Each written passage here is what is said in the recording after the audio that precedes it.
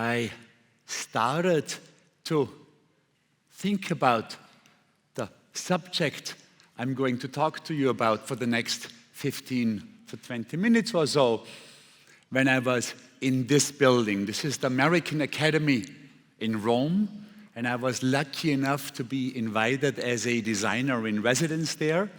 And they give you a fantastic studio. Mine had a little sign that says, "Paid for by David Rockefeller." And that's exactly how it looked like, with a view all over Rome. But the best thing about the academy was that the food was good. So this was a fantastic situation where you worked all day in the studio, and then at night you had a very salon-like atmosphere, and you sat next to somebody else at every dinner. And at one time, I was situated next to a lawyer. He was the husband of one of the invited artists. And he told me, what we are seeing right now in Poland, in Turkey, but also in Brazil, really means the end of modern democracy. I didn't really comment much during dinner, but it was interesting to me enough that I went back to the studio after dinner and I looked it up, meaning I Googled it. When did modern democracy start? How did it behave over the past 200 years? Well, it turned out that 200 years ago, we had a single democratic country in the world, the United States. 100 years later, there were 16, and now there are actually 87 democratic countries that the UN officially says these 87 are democratic. For the first time in the history of the world, more than 50% of all humans live in a democratic system. So my lawyer, dinner partner, could not have been more wrong. He had no idea about the world that he lives in. This is an educated, smart, intelligent, with it person, and he was completely wrong. And that, I thought, was interesting.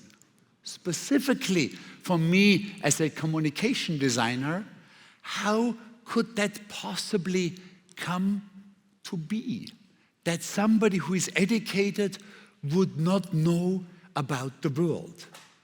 Now, one of the reasons that is that way, and I'll tell you a couple, is because our media cycle has become unbelievably short. So we used to read yearly almanacs that went to monthly magazines, that became weekly, daily newspapers, hourly, always on cable TV news, and now, of course, to Twitter and X. And the shorter the news cycle, the more negative the news.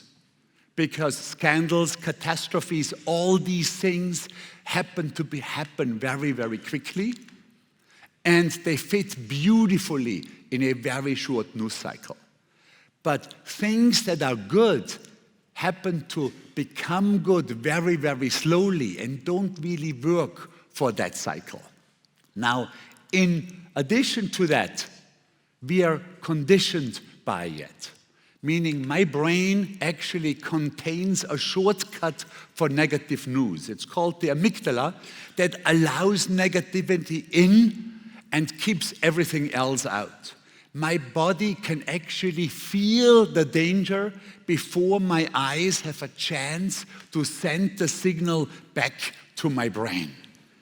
And this, of course, comes from our prehistoric predecessors who lived a super dangerous life, and they needed the brain to really keep them safe, to keep them out of harm. But I live a very comfortable life, and I am convinced that life would be better informed if I would also look at the long term. Now, the fact is, it's not the media. We all prefer negative news. Every attempt to create a positive newspaper failed immediately after weeks because we are not interested in it. There's a beautiful study coming out of Harvard that shows which New York Times articles are the most forwarded, which of the articles we send to our friends and family because we think they need to see this. Number 1 is anger, and number 2 is despair. This is what we really are ultimately interested in. A critic who loves the film is seen as much less intelligent as the critic who hates the film. So from that perspective, you're not going to find me very interesting up here. I would be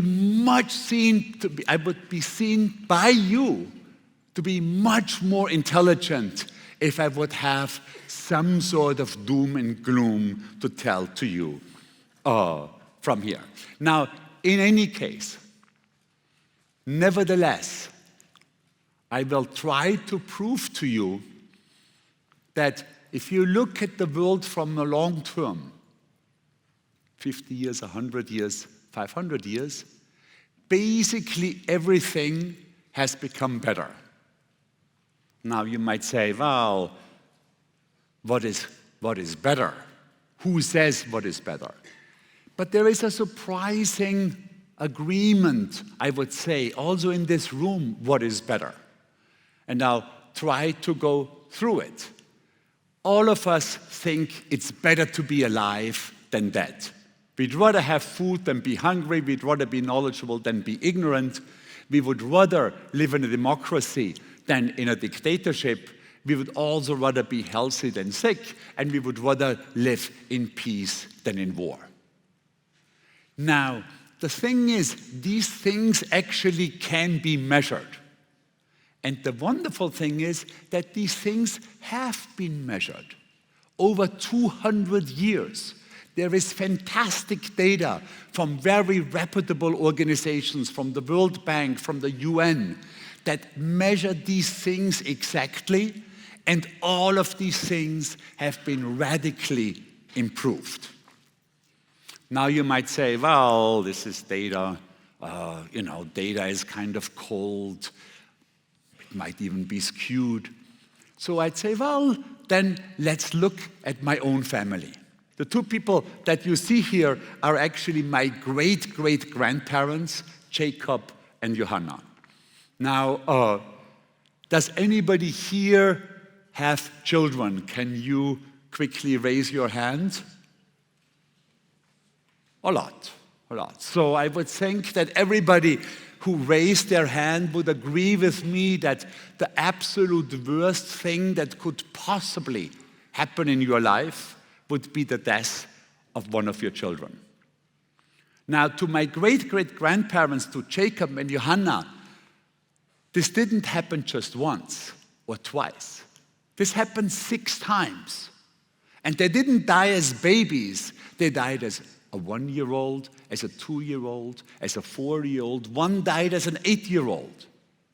And it was not that they were unbelievably struck by terrible luck. This was just normal at the time because only 55% of all children survived into adulthood. Now, the next generation of Sagmeisters, my great-grandparents, didn't do all that much better. 5 of their children died.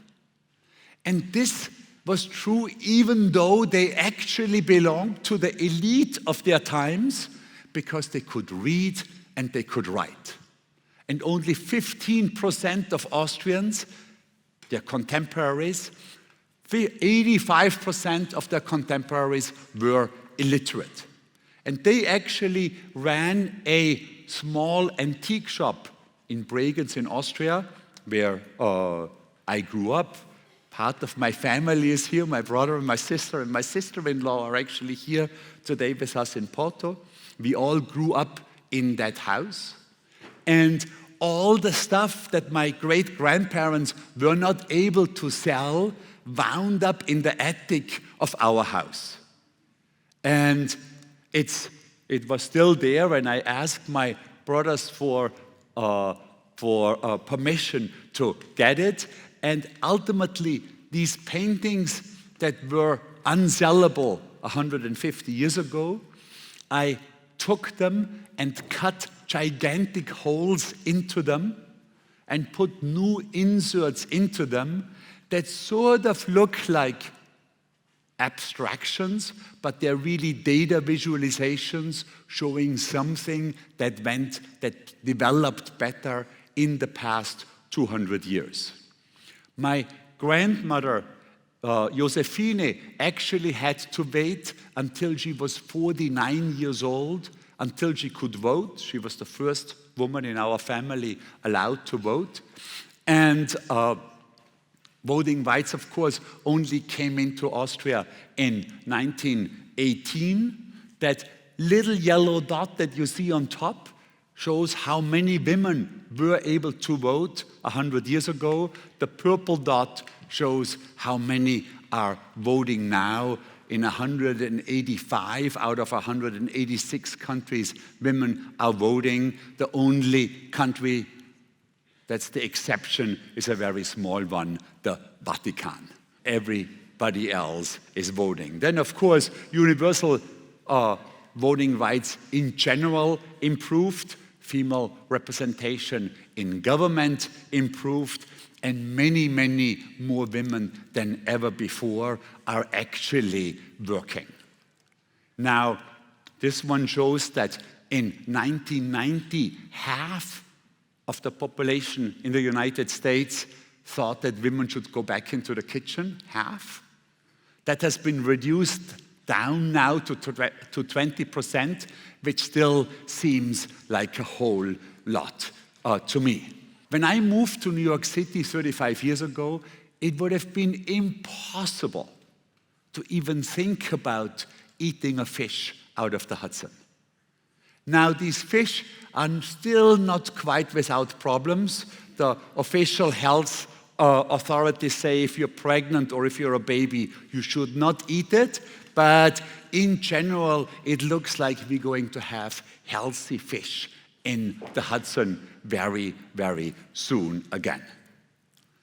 And if you feel unsure about this onslaught of fantastic news, I don't really blame you. I mean, very, very, very clearly, there's many problems in the world. You know, the war in the Ukraine, the terrible horror that's going on in Gaza.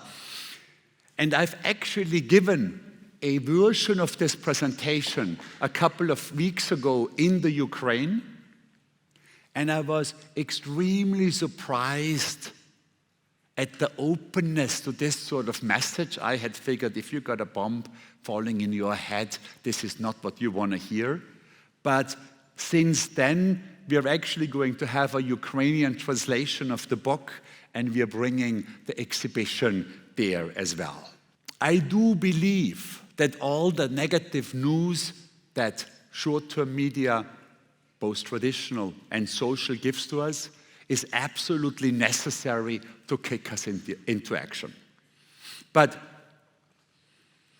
if everything is negative, so many people just give up. There's a very good survey with 100,000 people participating worldwide that shows that 50% of all people between 16 and 25 years of age, 50% think that humanity is going to end. These people are not going to do anything. Meaning, doom and gloom and despair is not empowering. It is actually paralyzing. We do need some information about positive developments. And basically, if I look at the research of how big changes were achieved in the past decades, let's say the unbelievable success of the no smoking campaigns worldwide. Many countries were able to cut the number of smokers into half. And if you look at how that actually came about, it came through positive and negative reinforcements. There was the promise of saved money and the shocking photos on the cigarette packs, meaning they were achieved, the results were achieved by the stick and by the carrot. And right now, social and traditional media deliver plenty of the stick, and I'm just trying to add a little bite of the carrot here and there. And the UN now predicts that we are all going to see the end of extreme poverty in our lifetime. And most unbelievable to me, this headline, 135,000 people escaped extreme poverty today, could have run truthfully every day, every single day for the last 25 years. Both of these statements are true. The difference is literally just how you look at it, from the short term or from the long term. If you look at Twitter or X, you get one idea. If you look at it from the long term, you will get a 180-degree different point of view. And knowing that we have improved many things should actually help us tackle the many, many, many problems that urgently need changing. I mean, this really is what I know of myself. I am much more useful when I'm in good shape. I can absolutely be useful to my friends and family, and I can really tackle problems. And I would urge you to stop or at least scroll less through Twitter and X, spend less time on social media, and use the safe time that you get to read more long-term non-fiction books. I can tell you, you will be less anxious and much better informed. And I guarantee you that that will ultimately inform your legacy. Thank you very much. Thank you.